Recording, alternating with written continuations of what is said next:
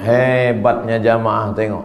Memang sengaja niat. Ini namanya pertanyaan niat. Diketik, habis itu di print. Cuman ngoyaknya aja agak kasar sedikit. Bagaimana pandangan Ustaz terhadap anak-anak atau yang sekolah di Timur Tengah? Wah, saya ini setelah tamat pulang ke tanah air membawa pemahaman yang kurang sesuai dengan kultur, karakter dasar keindonesiaan. Merasa ibadahnya paling benar. Nyindir saya ini. Timur Tengah katanya. Saya dari S1 di Mesir, S2 di Maroko, S3 sekarang di Sudan. Saya ngasih tahu aja. Nampaknya saya disindirnya nih. Kemudian mudah pula memponis ibadah orang lain bid'ah. Dan tak ada contoh langsung dari Nabi. Apakah pandangan tersebut muncul dipengaruhi oleh sistem kurikulum di kampusnya atau lingkungan pergaulannya?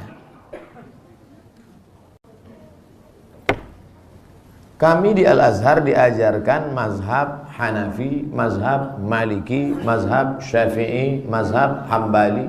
Ada ulama pula yang tidak mengaku bermazhab secara taklid, seperti pendapat Ibnu Taimiyah, Ibnu Qayyim Al-Jauziyah, bahkan pendapat mazhab Zahiri, Daud Az-Zahiri, dikaji semua di Al-Azhar. Makanya yang saya sampaikan selama ini, begini menurut mazhab ini, begini menurut mazhab ini, itu metode di Al-Azhar. Saya mengamalkan ini, tapi saya tidak membid'ahkan yang ini. Kami diajarkan tak boleh membid'ahkan selama ada dalilnya. Walaupun kami tidak mengamalkannya. Menurut mazhab ini boleh, tapi saya pribadi pakai mazhab Syafi'i. Kenapa Ustaz tak mau jadi imam subuh tadi? Jelas-jelas Pak Imam mempersilakan. Mari Pak Ustaz. Beliau ginikan lagi, saya ginikan Pak sekali. Saya sekolah di Maroko, mazhabnya Maliki. Mazhab Maliki tangannya lepas ke bawah. Allahu Akbar. Tidak pakai bismillah. Allahu Akbar. Alhamdulillahi Rabbil Alamin. Ar-Rahmanir Rahim. Maliki Yaumiddin. Mimnya pendek, tak panjang. Karena qiraatnya warsh. Ghairil maghdubi alaihim waladdallin. Amin. Asy-syaitanu ya'idukumul faqra wa ya'murukum bis-su'i wal fahsya. Wallahu ya'idukum maghfiratan minhu wa fadla. Wallahu wasi'un alim. Rakaat kedua kunutnya sebelum ruku. Kunut mazhab Maliki kunutnya sebelum ruku. Wallahu wasi'un alim. Kunutnya tak berbunyi, kunut silent. Allahu Akbar. Andai saya bawa mazhab Maliki tadi jadi imam saya sholat subuh di sini, benar apa salah? Apa pula salah? Kalau salah mazhab Maliki, salahlah sekolah saya, salahlah guru-guru saya, salahlah Imam Malik bin Anas.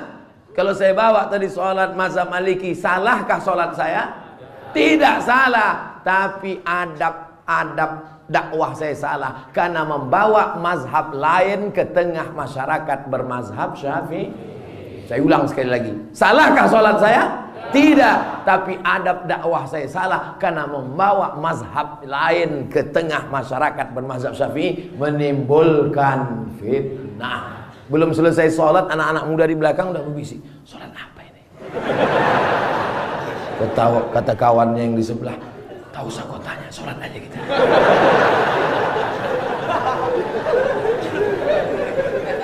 Gak boleh ngomong, gak boleh ngomong sedang sholat. Sedang sholat nih. Itulah makanya ada mata pelajaran kami dulu di Al-Azhar namanya fiqhud dakwah, fikih dakwah, memahami keadaan dakwah orang lain. Jangan kita pulang bukan menyelesaikan masalah, menimbulkan masalah. Akhirnya balik kita ke kampung, semua di kampung tuh masuk neraka. Akhirnya surga yang dibuat Allah begitu luas, seluas langit dan bumi, isinya cuma 3 aja dia. Ustadz tuh bininya sama mertuanya. Yang lain bapaknya pun masuk neraka, emaknya pun masuk neraka. Emak baca Yasin masuk neraka, bapak tahlil masuk neraka. Kata bapaknya. Kata emaknya rasa-rasa nyesal aku mengandung kau dulu.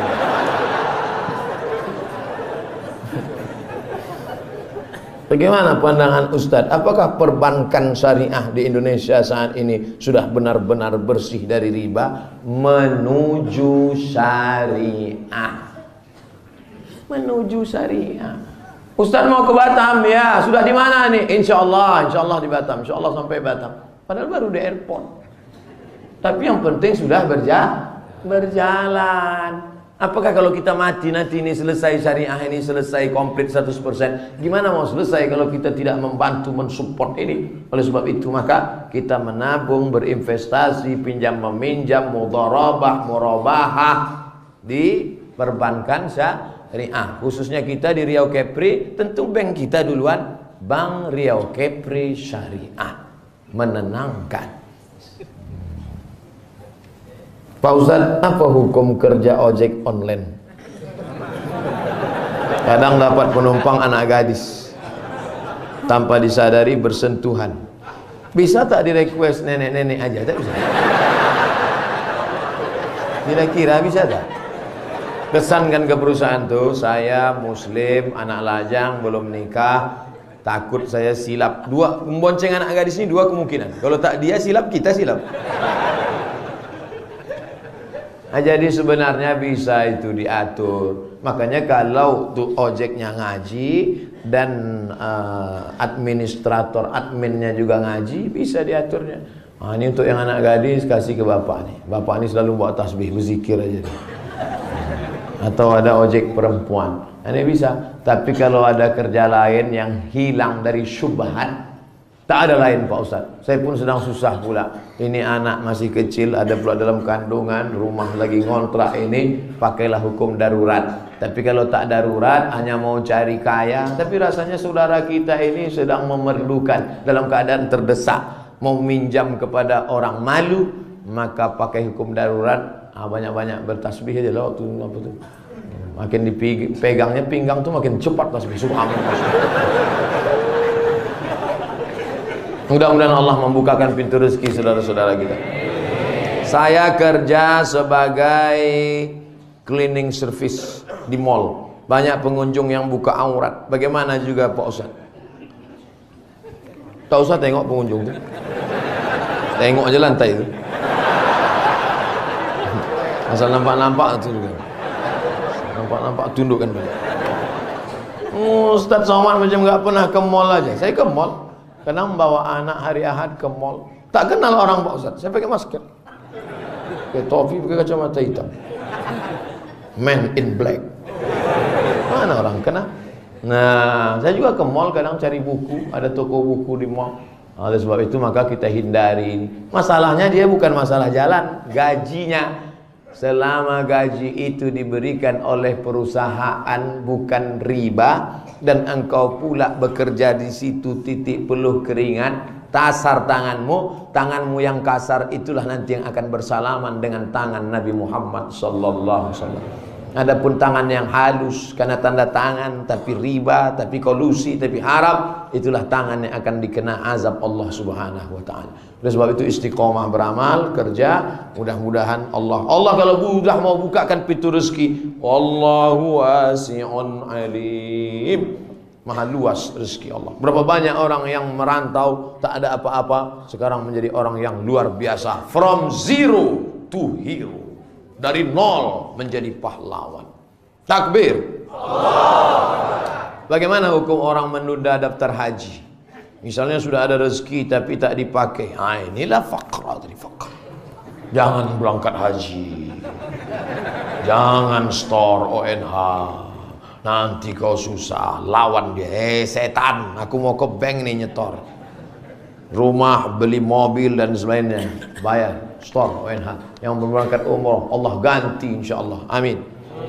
Anggapan dia masih muda, padahal slogan di bank syariah, berhajilah selagi muda. Store aja dari sekarang, nanti dimudahkan Allah. Ada aja cara Allah untuk membalas. Innama amruhu iza arada syai'an ayaqula lahu kun. Inilah iman. Ini ujian iman ini. Banyak orang tak lulus ujian iman. Gimana baiknya bila baru masuk Islam untuk sholat, sedangkan dia belum hafal bacaannya? Fatihah saja, karena rukun Fatihah. Iftitah sunat, ayat sunat. Allahu Akbar, Fatihah. Bukan itu bacaan Fatihah. 7 ayat. Alhamdulillah, bismillahirrahmanirrahim. Alhamdulillahirabbil alamin. Arrahmanirrahim. Maliki yaumiddin. Iyyaka na'budu wa iyyaka nasta'in. Ihdinas shiratal mustaqim, shiratal ladzina an'amta 'alaihim ghairil maghdubi 'alaihim waladdallin. Amin. Tak hafal 7 ayat, ayat lain semacam 7 ayat. Tak hafal juga ayat lain sepanjang 7 ayat, ayat yang sama diulang 7 ayat. Bismillahirrahmanirrahim. Bismillahirrahmanirrahim. Bismillahirrahmanirrahim. Bismillahirrahmanirrahim. Bismillahirrahmanirrahim. Bismillahirrahmanirrahim. Bismillahirrahmanirrahim. Nah, itu bagi yang awal-awal masuk Islam. Makanya mesti ada mu'allab center. Mu'allab center artinya pusat mu'allab, bukan mu'allab yang membawa center. Jangan sampai di masjid kita setelah mari saksikan ini ada saudara kita mau bersyahadat, habis syahadat kasih kain sarung, lepas, murtad balik. Sekampung kita ikut berdosa. Kenapa tak kita bimbing dia? Ada di Batam mu'allab center? Ragu. Mesti ada. Harus kita rangkul, harus bersama. Saya di Bandung sholat di Masjid Lausan. Selama ini kita tahu Masjid Al-Ikhlas, Masjid At-Taqwa. Ini enggak, Masjid Lausan. Hanya kencong-kencong lah. Masjid Lausan. Di situ saudara kita mu'alaf dari Tionghoa banyak, masya Allah, tabarakallah, khusus masjid bagus. Kita dari Singapura, Batam boleh buat jamak qasar tak Pak Ustaz? Singapura ke Batam, qasar bukan lewat negara, bukan pula lewat air, tapi jarak 89 kilometer. Yang payah ngapal 89, ingat aja Wali Songo. Si Ciloro 456 Pituolu Songo 90 km, 89 km. Dari Singapura ke Batam sampai 89. Jadi bukan jaraknya negara. Dari Batam ke Pekanbaru satu negara Indonesia. Tapi boleh jamak qasar. Dari Batam ke Singapura tak sampai jarak qasar. Tapi saya udah keluar negeri. Siapa pula bilang ada rukun jarak qasar? Boleh mengqasar satu kalau keluar negeri. Ada itu. Singapura itu Melayu dulu. Ini kerajaan Riau Lingga. Ini dulu dikuasai kerajaan Riau Lingga. Singapura itu pun masih Riau Lingga. Nama kerajaannya Melayu kecil Tumasi. Dulu Tumasi namanya. Sedangkan kami kerajaan Melayu juga, Siak Sri Indrapura. Medan itu kerajaan Melayu juga, Melayu Delhi. Nama istananya Al-Masud, istananya Maimun. Masih sama-sama kerajaan Melayu. Jadi tetap sholat 4 rakaat zuhur, 4 rakaat asar, tidak jamak, tidak qasar, karena tak cukup rukun syarat untuk jamak qasar. Jadi yang baiknya ada katanya boleh Pak Ustaz, ada katanya tak boleh. Tak usah ikut katanya. Ngikut adalah kata ulama. Jadi yang mengatakan 89 km itu dari siapa Pak Ustaz? Buka kitab Al-Fiqhul Islami wa Adillatuh Syekh Wahbah Az-Zuhaili. Bagaimana hukum memberangkatkan orang tua untuk melaksanakan haji? Oh, inilah bakti yang paling bagus. Kita gendong mak kita dari Batam ini ke Makkah, balik lagi, belum tentu dapat membalas budi baik dia. Mudah-mudahan yang memberangkatkan haji itu dibalas Allah sebagai birrul walidain. Tapi sholat bapak saya masih bolong-bolong. Bapak nih udah mau diberangkatkan haji pun tak sembahyang juga. Sembahyanglah Pak. Hai bapak-bapak yang belum juga bertobat. Anak kalian sudah hijrah, anak kalian sudah pengajian, kalian pula tak sembahyang. Mestinya orang tua yang menunjukkan. Emang dunia ini udah terbalik-balik sekarang. Dulu kita nasihati kenakalan remaja, rupanya sekarang kenakalan bapak-bapak. Kenapa lagi kalian tak sembahyang Pak? Udah di pintu kubur, udah bawa tanah, tak juga sembahyang. Saya tak mau nasihati. Di mana-mana yang saya nasihati ada anak-anak muda. Kemarin dengan KNPI, Pemuda Pancasila, dengan FPI. Anak muda, hijrah. Orang tua ini tak usah diceramahi lagi, udah bawa tanah udah. Hai orang-orang tua, kalian yang tak sembahyang tak apa-apa, mati kalian nanti. Capek sudah ceramahi orang tua. Saya sudah berumur 33 tahun, angka cantik. Namun belum juga mendapatkan jodoh. OTW. Jodohmu itu ada. Adakah orang yang tak berjodoh? Ada. Cuman jumpanya kapan? Itu yang jadi masalah. Jadi kalau ada orang meninggal gadis, meninggal lajang, adakah jodohnya?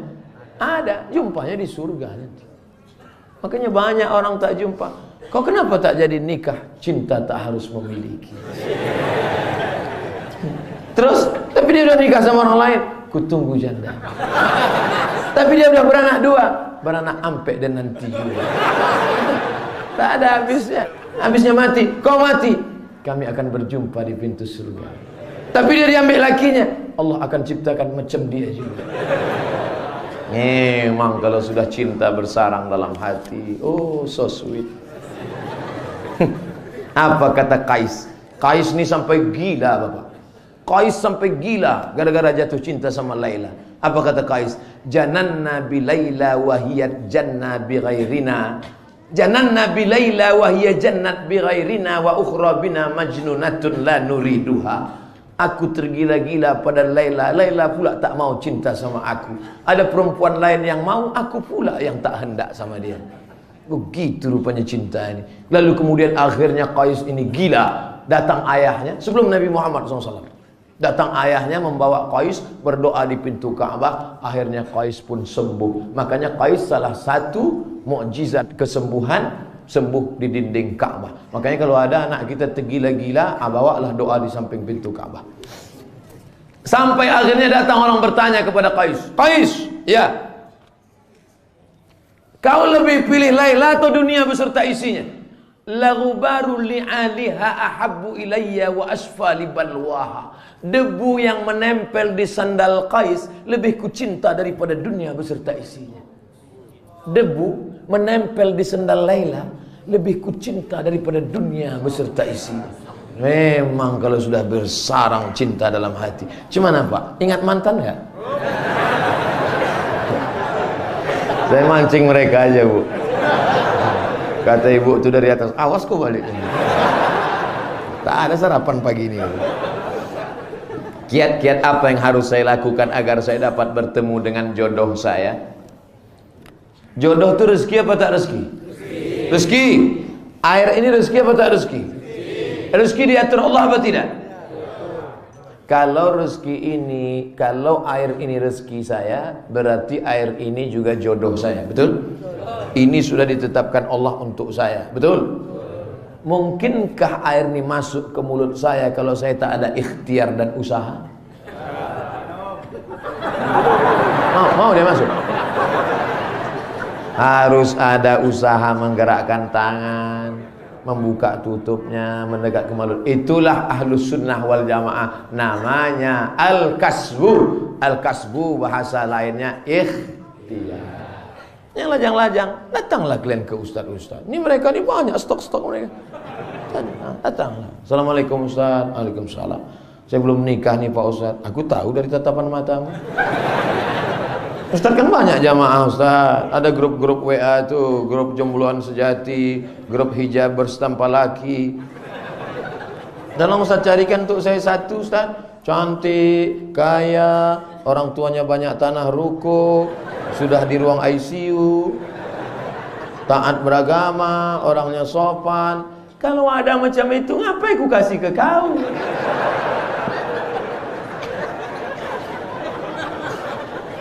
Man talaba akhan bila aibin baqiya bila akhin. Siapa yang mencari sempurna, maka seumur hidup tak akan menikah. Kalian yang lajang-lajang, kalau kalian mau cari perempuan sempurna, sampai mati tak berbini. Kalian yang gadis-gadis, kalau mau cari laki-laki yang sempurna, sampai mati kalian tak akan punya suami.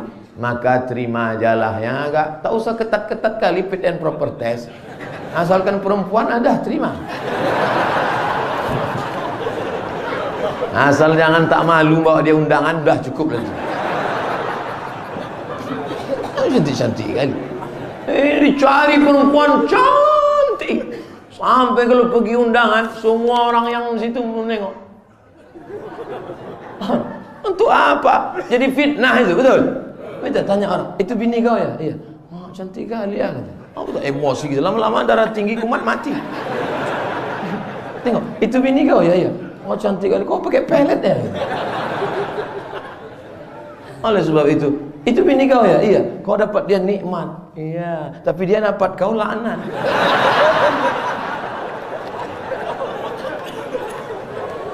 Ketika saya antar jemput anak saya, ini panjang nih ceritanya.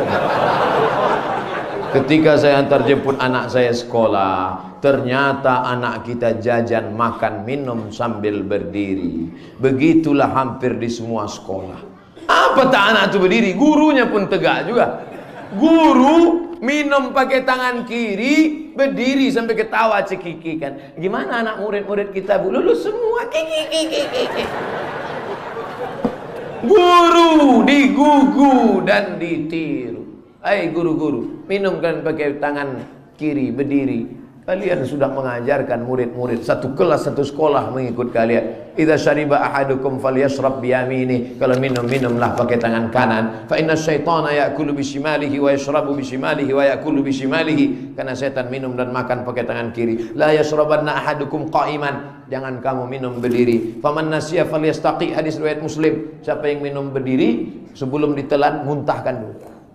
Suruh minum duduk. Sunnah Rasulullah sallallahu alaihi wasallam. Habib Umar bin Hafiz ketika dia sedang berjalan dikasih orang air minum, jongkok dia. Habib Ali Al-Jifri ketika sedang berdiri dikasih orang air minum, jongkok dia. Ini sekarang minum berdiri. Pergi ke hotel acara makan minum berdiri. Payah membedakan antara yang makan dengan yang dimakan. Sapi minum berdiri, yang makan sapi itu berdiri juga. Saya juga setiap selesai pengajian sering menemukan jamaah yang makan sambil berdiri. Jalan-jalan pula lagi. Bahkan banyak jamaah membazirkan uang air minum yang cuma 240 ml. The question is, okay, Inggris dia. The question is, pertanyaannya adalah, apa sih hukumnya makan dan minum berdiri dan dengan tangan kiri? Udah saya jawab dengan hadis tadi. Dan mohon dihimbaukan agar tidak membazirkan minuman yang seteguk. Pak, saya habiskan ini.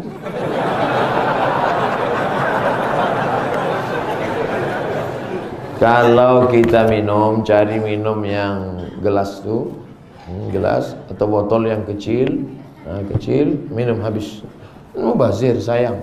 Innal mubazzirina kanu ikhwana syayatin. Orang mubazir saudara setan. Setan kalau udah nengok orang mubazir, hai brother, hai saudaraku sesama setan. Ikatan setan-setan. Bagaimana imam kita biar selalu stabil? Bagaimana iman kita biar selalu stabil? Emang mobil stabil?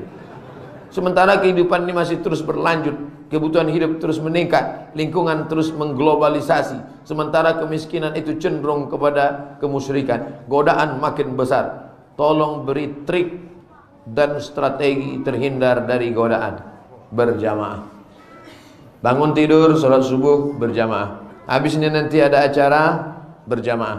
Berjamaah yang baik-baik. Tinggal di lingkungan jamaah, dekatkan ke masjid. Pengajian, wirid yasin, tausiah. Di kantor gitu juga, dekatkan komunitas kantor. Di tempat kerja kita ini kan tak keluar daripada empat. Di rumah, di masjid, di kantor, di jalan. Di jalan dengarkan radio ceramah. Nonton TV ceramah. Sinetron, infotainment yang merusak, matikan. Handphone juga, grup WA tausiah. Saya Pak Ustadz di grup WA alumni, hati-hati, CLBK, cinta lama bersemi kembali, cucian lama belum kering. Nauzubillah. Oleh sebab itu maka syarat untuk istiqomah adalah berjamaah. Kemudian pula dengan globalisasi dunia, jangan banyak keinginan. Itu kuncinya. Jangan banyak keinginan. Karena sumber segala dosa kekecewaan adalah ingin. Nih punya kerja setan. Jaga jamaah, Kurangi banyak keinginan, banyak-banyak nengok orang sakit, banyak-banyak nengok orang mati, banyak-banyak nengok liang lahat, banyak-banyak ingat mati, dan yang paling penting doa kepada Allah, mudah-mudahan istiqamah. Bolehkah kita berzikir dengan Asmaul Husna? Walillahil asmaul husna. Allah punya Asmaul Husna. Fad'uhu biha. Berdoalah engkau dengan Asmaul Husna itu. Kalau tak hafal Asmaul Husna tinggal tengok aja. Ada tertulis. Ya Rahman, Ya Rahim, Ya Malik, Ya Qudus, Ya Salam, Ya Mu'min, Ya Muhaimin, Ya Aziz. Kebetulan pas di depan saya, Ya Ahad, Ya Somad. Boleh tak Pak Ustaz berdoa dengan mengharapkan fadilah? Ya Ahad, Ya Ahad, Ya Razak, Ya Razak, Ya Razak, Ya Razak, wahai pemberi rezeki, berilah aku rezeki. Boleh tak? Allah menyuruh. Fad'uhu, berdoalah engkau biha dengan Asmaul Husna. Ya Razak, Ya Razak, Ya Razak. Yang tak boleh itu, siapa yang membaca Ar-Razak 1000 kali, maka akan turunlah malaikat. Pejamkan mata, tiba-tiba malaikat turun. What can I do for you? Tak ada dalil. Seperti zikir Ya Rahman beberapa kali, mengharapkan fadilah kita disayangi oleh orang-orang yang di sekeliling. Itu namanya bertawassul kepada Allah dengan zikir Asmaul Husna. Berkat. Boleh bertawassul. Mana dalilnya? Ya ayyuhalladzina amanu, wahai orang beriman, ittaqullah, takutlah kepada Allah, wabtaghu ilaihil wasilah, carilah wasilah. Antara engkau dengan Allah buat wasilah, perantara. Tapi tak boleh pakai perantara. Perantaranya amal soleh. Terjebak 3 orang dalam gua. Ya Allah, berkat sedekahku, bukakanlah pintu gua ini. Terbuka. Itu dalil boleh bertawassul dengan amal soleh. Yang kedua, Ya Allah, berkat baktiku pada orang tuaku, bukakanlah pintu gua. Terbuka. Yang ketiga, Ya Allah, berkat aku tak jadi berzina. Terbuka. Itu menunjukkan boleh bertawassul dengan amal soleh. Hadis sahih Al-Bukhari. Ya Allah, berkat Asmaul Husna yang kubaca ini, fad'uhu biha, aku berdoa dengan Asmaul Husna ini, turunkanlah rahmat dan kasih sayang. Yang tak betul itu menghalalkan yang haram. Ya Allah, berkat zikirku Ya Rahman, Ya Rahman, sayanglah semua lingkungan masyarakat ini walaupun aku pecandu narkoba. Itu tak betul. Apakah solat berimam kepada orang yang dulunya melakukan zina dan tak mengakui anaknya sah apa tidak Pak Ustaz? Kalau dia belum bertaubat, maka dia fasik. Orang yang fasik tak boleh jadi imam menurut mazhab Hambali. Ingat, satu mazhab yang paling ketat, Hambali. Begitu dalam kitab Al-Fiqhul Islami wa Adillatuh Syekh Wahbah Zuhaili. Imam fasik tak boleh diikuti. Adapun menurut Syafi'i, Maliki, Hanafi, Maliki, Syafi'i, Hanafi, 3 mazhab, wa alaihi fisquhu, fasik dia untuk dia, sedangkan salat berjamaah kita untuk kita. Ini kalau imam fasik. Adapun dia sudah bertaubat, taubat nasuha, menyesali perbuatannya, at-taibu minadz dzambi kama la dzambalah, orang yang bertaubat macam tak ada dosa. Kita husnuzan, dia sudah bertobat, kita ikut. Bagaimana wuduk kita jika berwuduk di kamar mandi, di situ ada WC-nya? Kalau di kamar mandi itu ada lubang, tempat buang air besar, buang air kecil, apakah lubang jongkok, lubang tegak, lubang berdiri, maka tidak boleh menyebut nama Allah di dalam. Karena Nabi mengucap salam, diucap salam 3 kali tak dia jawab. Assalamualaikum ya Rasulullah. Karena dia tak mau mengucapkan waalaikumsalam warahmatullah di dalam WC. Nabi kalau di dalam tu ada lubang WC, dibukanya cincinnya. Cincin Nabi dipakainya di kelingking, tulisannya 3 baris, Muhammad Rasulullah. Kalau dia mau masuk ke dalam, ditinggalnya di luar. Dia keluar lagi masih ada. Kalau kita sekarang coba lah. Itu dalil tak boleh nyebut di dalam. Jadi kalau saya mau bismillah gimana? Dalam hati aja. Hidupkan keran. Ini tentang masalah kalau menyebut. Tapi kalau di sini, alhamdulillah Masjid At-Taqwa pisah antara WC yang ada lubang dengan tempat wuduk. Di tempat wuduk itu tak ada. Bagus. Bismillah. Dalam Bismillah itulah pasang niat. Bagi yang niatnya di dalam hati. Bagi yang niatnya di mulut, Bismillah. Bismillahirrahmanirrahim. Nawaitu raf'al hadasil asghari listibahati salati fardhu alayya lillahi ta'ala. Bagi yang melafazkan niat. Bagi yang tak melafazkan niat, cukup di dalam. Waktu Bismillahirrahmanirrahim. Dalam niat. Apa hukumnya menonton sinetron? Mazhab Hanafi mengharamkan nar, nun ra dal, nar dadu.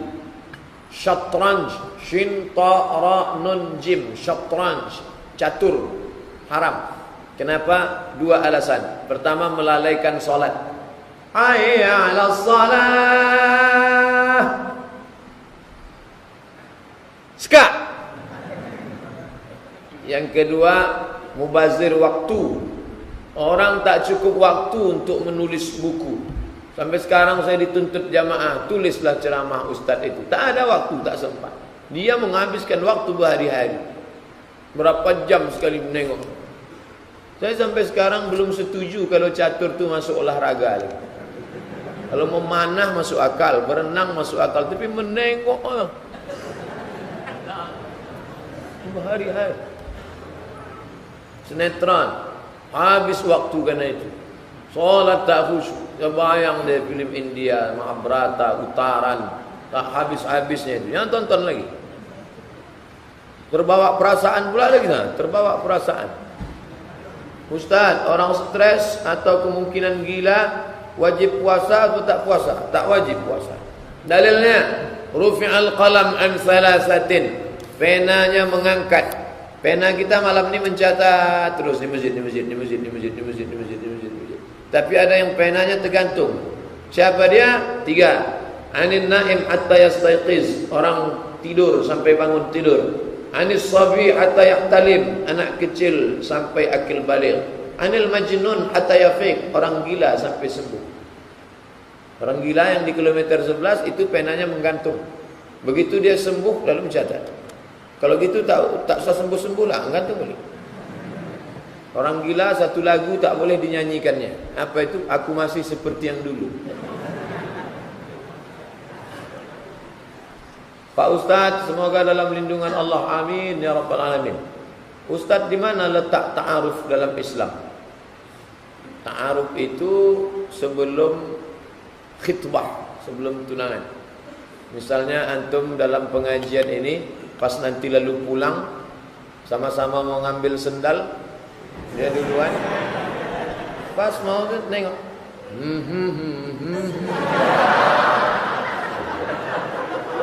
Akhirnya tanya sama Ustaz Asrari, Ustaz itu yang mukena warna itu di mana rumahnya? Ini belok kanan, kiri, belok kanan lagi, kiri lagi. Oh. Bisa Ustaz bawakan saya ke sana, insyaallah. Cari orang yang terpercaya, biar jangan menimbulkan fitnah. Setelah sampai ke sana, perempuan itu jangan tahu bahwa dia mau ditengok, karena kalau dia tahu nanti tak jadi, dia malu. Bisa-bisa dia pindah dari air dingin. Di sana nanti pura-pura lah dia membawa air minum. Ambilkan dulu air minum bapak. Datanglah dia keluar, ditengok. Tak jadilah pak. Malam tu nampaknya cantik, rupanya gelap, hitam manis. Begitu terang, hilang manisnya, tinggal hitam. Tak jadi. Kalau cocok, maka melangkahlah ke selanjutnya, namanya khitbah. La yahillu li muslimin ay yakhtiba fawqa khitbati akhi. Kalau dia sudah dipinang orang, tak boleh dipinang orang lain. Karena nanti akan menimbulkan permusuhan. Kecuali yang pertama itu sudah membatalkan. Jangan terlalu lama, nanti menimbulkan fitnah, banyak setan. Pinang bukan ini, bukan depan. Pinang bulan ini, bulan depan langsung diakad. Akad nikah. Akad nikah. Aku terima nikah fulan dengan seperangkat alat salat, dengan sebentuk cincin emas tunai. Dah selesai, punya anak, jadi anak yang soleh. Itu aja Pak Ustaz. Itulah. Doakan saya cepat nikah Ustaz. InsyaAllah. Amin ya rabbal. Di akhir majlis. Ya, kita nanti di akhir majlis. Wala aziban illa zawwajtah. Yang mau menikah maka mudahkanlah ya Allah. Siapa yang paling kuat aminnya? Saya sudah menikah, ibu saya tak merestui pernikahan kami. Lalu bagaimana cara saya dalam bersikap Ustaz? Karena kalau saya berjumpa ibu saya, maka suami saya tak ikut. Apa yang harus dilakukan Pak Ustaz? Kira-kira siapa cakap yang didengar emak nih? Siapa cakap yang didengar dia? Oh, dia cakap yang didengarnya di Provinsi Riau ini Ustaz Mustafa Umar. Datangi Ustaz Mustafa. Nanti pesannya pesan ibu, tapi lewat lidah orang yang cakapnya dia dengar. Maka ada istilah masin lidah. Dia orang pengajian, ya ustadznya. Dia tak suka mengaji, tapi suka kepada nenek mama, petata petiti. Carilah orang yang ditinggikan seranting, didulukan selangkah, batangnya tampai bersanda, daunnya tampai benaung, akarnya tampai berselok. Maka duduklah dia insya-Allah. Tapi jangan lupa minta kepada dia yang punya hati. Ya muqallibal qulub, wahai engkau yang membolak-balikkan hati, balikkan hati emakku itu ya Allah. Jangan pernah berhenti minta kepada Allah Subhanahu wa taala. Dia manusia, di dalam dirinya ada hati.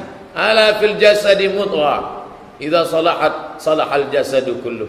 Kalau sudah hatinya lunak, maka insyaallah sentuhlah dia tepat di hatinya, dia akan jadi milikmu untuk selamanya.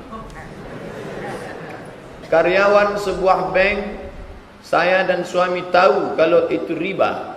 Suami saya ingin berhenti, tapi tak ada pekerjaan.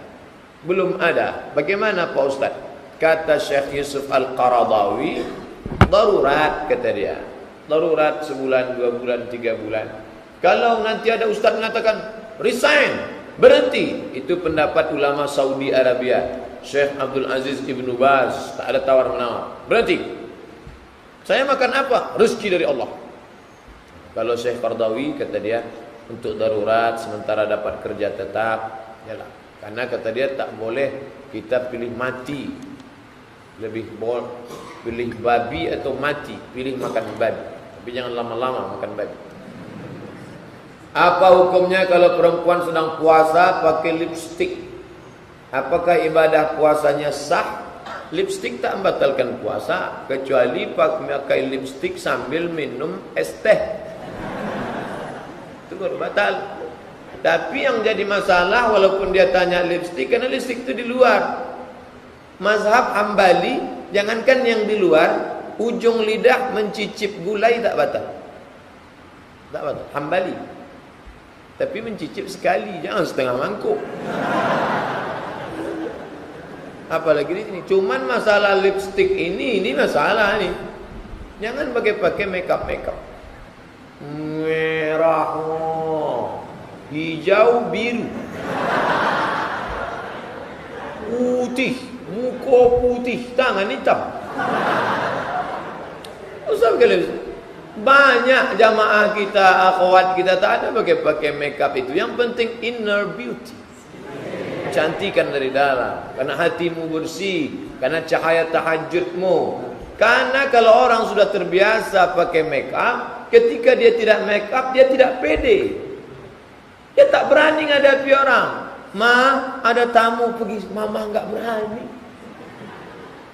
Akhirnya suatu hari terpaksa orang masuk karena kepentingan tanda tangan, dibuka, melompat orang.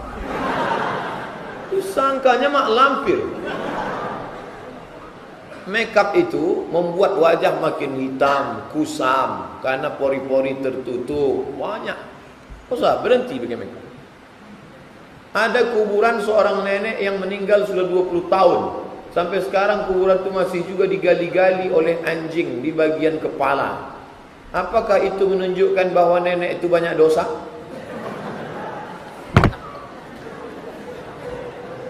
Tembak anjing itu. Ada hadis menyuruh membunuh anjing. Kan kasihan sekali nenek itu jadi fitnah. Anjing itu yang salah. Tembak kepala anjing pakai senapan memburu babi. Hadis sahih menyuruh memburu anjing. Anjing. Jangan memelihara anjing. Orang yang memelihara anjing berkurang pahalanya satu hari sebesar Bukit Uhud. Bukit Uhud itu panjangnya 7 kilometer. Amal dia sebesar bisul. Anjing. Anjing. Jangan pelihara anjing. Innal malaikata malaikat la tadkhulul buyut, tak masuk ke dalam rumah. Fiha tamasil, kalau dalam rumah itu ada patung, kalb, ada anjing di dalam. Tak masuk malaikat rahmat. Kata Ustaz, malaikat tak masuk, rumahnya besar, mewah, kaya, komplek elit.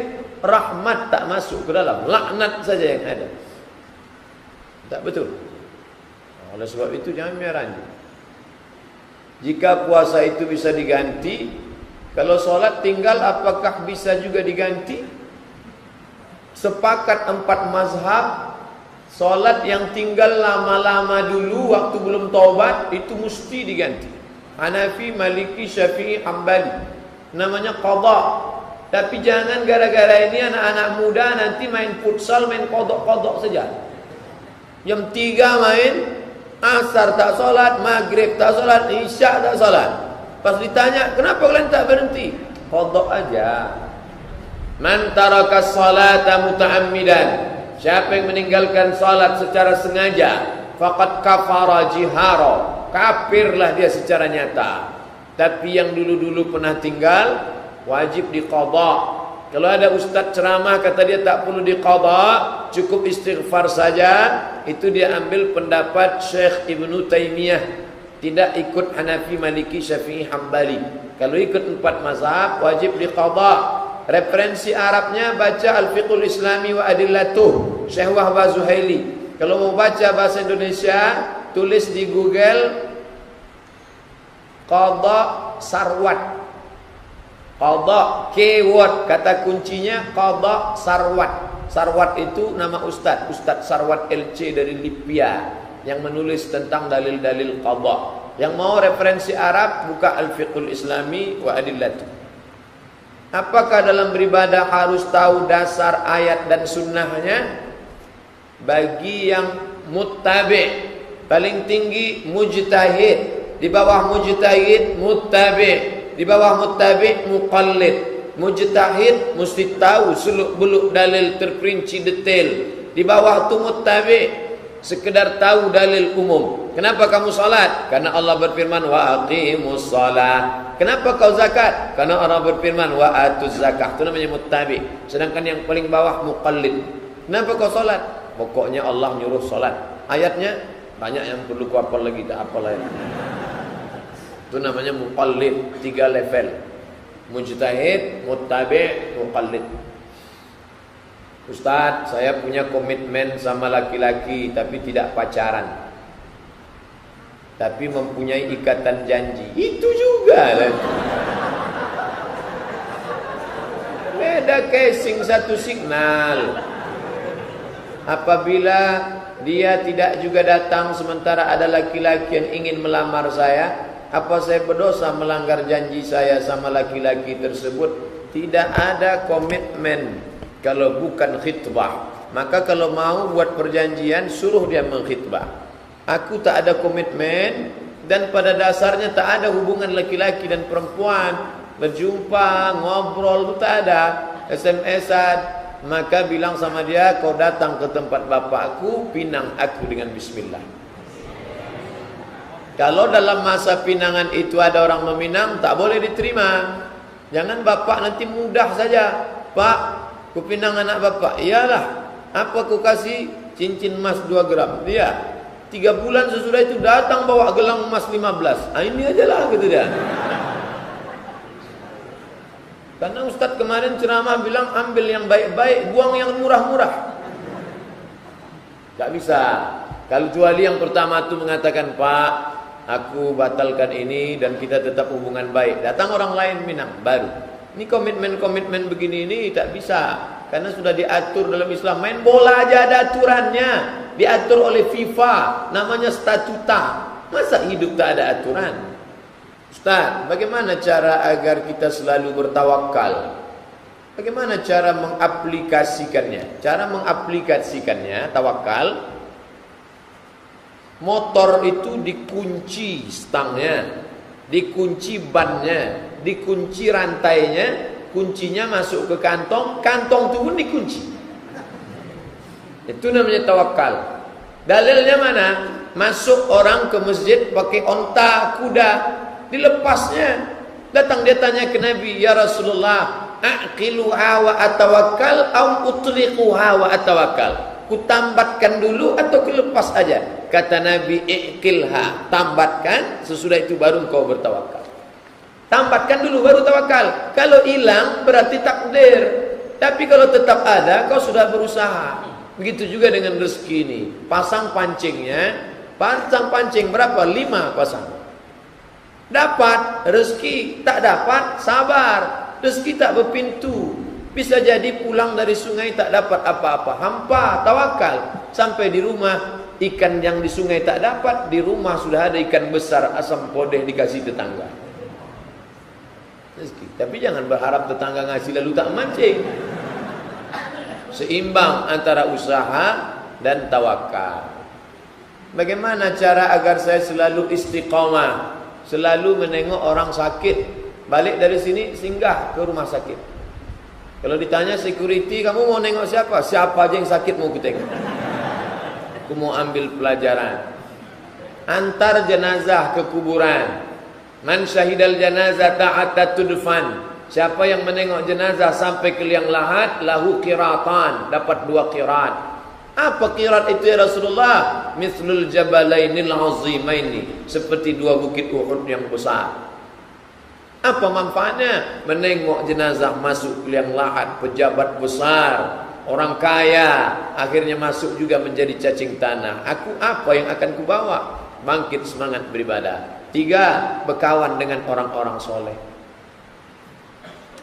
Kata Imam Al-Hasan Al-Basri, kalau kau tidak mendapatkan kenikmatan pada 3, berarti pintu sudah tertutup. Tak merasakan nikmat baca Quran, tak merasakan nikmat berkawan dengan orang soleh, tak merasakan nikmat solat berjamaah. Tak kau rasakan 3 kenikmatan ini, fal babu mughlaq, maka pintu sudah tertutup. Nauzubillah. Alhamdulillah malam ini merasakan nikmat berkawan sama orang-orang soleh, nikmat solat berjamaah, pulang dari sini atau besok pagi nikmat membaca Al-Quran. Saya mau nanya, bagaimana hukumnya mengqadha puasa di hari Jumat? Tidak boleh puasa tunggal hari Jumat. Mesti puasa hari sebelumnya Kamis Jumat atau hari sesudahnya Jumat 1. Kecuali orang yang kebetulan puasa Daud jatuh hari Jumat tunggal, boleh. Dimulainya Senin. Senin puasa, Selasa makan, Rabu puasa, Kamis makan, Jumat puasa, Sabtu makan. Boleh, karena kebetulan bertepatan. Yang kedua yang boleh itu adalah ketika sudah di ujung-ujung mau mengqadha, tapi sebaiknya tidak. Yang tak boleh itu tunggal Jumat takziman, mengagungkan hari Jumat, tak boleh. Karena Jumat itu hari raya. Idul Fitri, Idul Adha, hari Jumat, 3 hari raya. 3-3 itu kita mesti makan. Tak boleh tak makan.